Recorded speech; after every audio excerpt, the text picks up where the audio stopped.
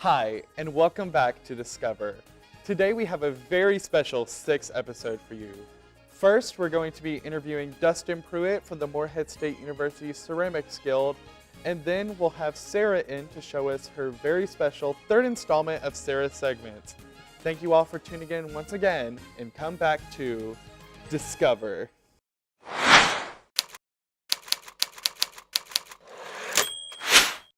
Welcome back. I'm here with our first guest, Dustin Pruitt. So, Dustin, what are you here to tell us about today? So today I'm here to talk to you about the Morehead State University Ceramics Guild.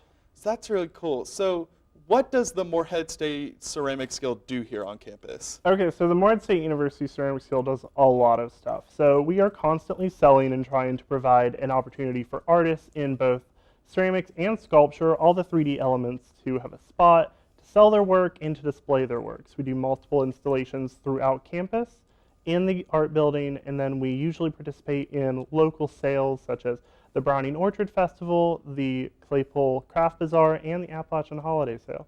All right, so is the Ceramics Guild an open group, or how would you go about joining? So we're a little bit of a mixed bag. We accept pretty much anyone as long as you have a passion for ceramics and 3D. Usually the people who come to us have been in an intro to ceramics class. The good news about that is anyone can take an intro to ceramics class. There are no prereqs. So I tell everyone, just come take a ceramics course. It's worth it. All right. So do you guys meet regularly? Do you have any meetings or? We meet kind of as needed. So usually we'll decide a week or two before we have to have a meeting, and we'll say, all right, everyone.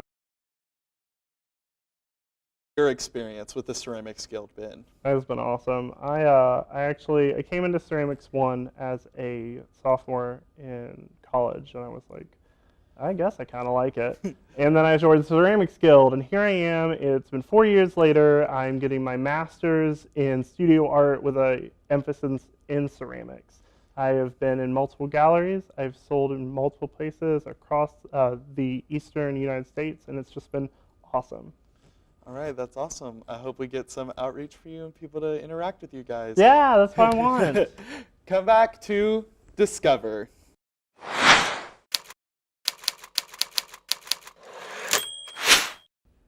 Welcome back.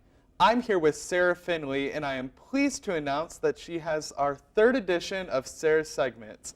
So Sarah, what is your 3rd Sarah segment about? Well, I went to Nunn Hall and I interviewed a couple people about why they think it's haunted. That sounds really cool. So let's look at that. Let's discover. I lived in Nunn my freshman year, the 2nd semester. I lived only 1 semester and I stayed with an RA her name was Kiana.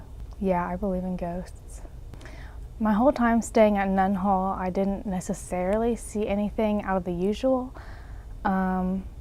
It was just awfully always quiet there, and just being in a dorm where you walk in the hallway and you just could jump outside if you wanted to. It was kind of odd. It just gave you a weird feeling, but I never experienced anything while I was there. I've researched some stuff about Nunn, and I've also heard some stuff about Nunn. I don't know the specifics, but what I've heard was that a woman was pushed off of the side of Nunn, and I'm fairly sure that she fell onto the top of the lobby or something like that. And then I've heard people say that they have seen her walking around or that they've seen stuff like that, but I haven't myself. I think this so-called haunting has affected students because most people I know, if not all, have heard about like the hauntings in Nunn and how a girl had fell or been pushed off and died. I think it's really unique, and it gives us something to talk about, especially in Morehead. Since there's not a lot going on, it's something out of the ordinary.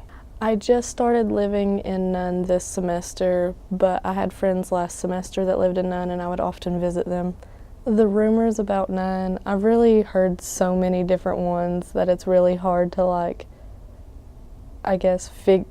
know what happened, and I think they're interesting, but a lot of the rumors are really spooky. A few of the rumors I've heard is I heard that somebody either jumped or fell from the 9th floor, and that's when they died, obviously.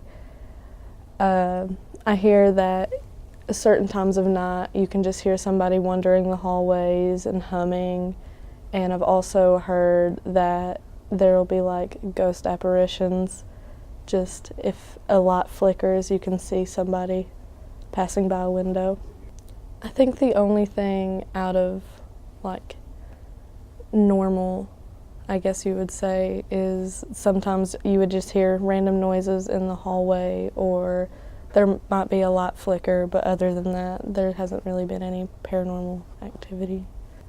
I think as a whole, when students hear these rumors about Nunn, they get a little spooked and they're like, do I really want to live in Nunn Hall? Like, do I want to put myself at risk to see something like that? But personally, I just think that like Nunn's normal, just like any other campus building.